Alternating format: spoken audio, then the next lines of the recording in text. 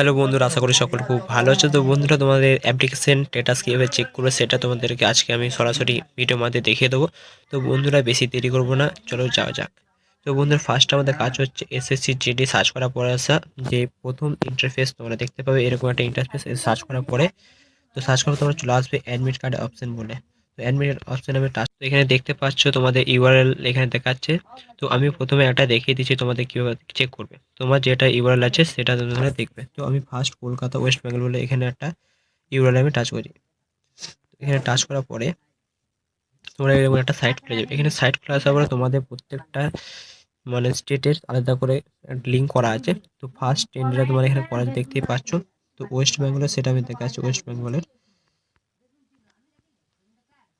তো দেখতে পাচ্ছ এখানে, তো এখানে এটা টাচ করার পরে এখানে তোমার আইডিটা দেবে এবং নিচের দেখে বলা আছে ক্যান্ডিডেট নেম, তোমার নিজের নাম, রেজিস্ট্রেশন নাম্বার এবং তোমার জন্ম তারিখ এখানে ফিল আপ করে দেবে।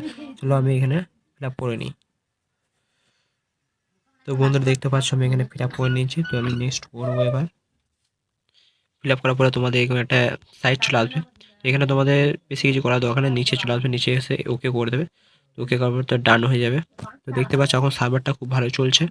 তো এখানে তো আমি দেখিয়ে দিচ্ছি তোমাদেরকে, এখানে দেখতে পাচ্ছ।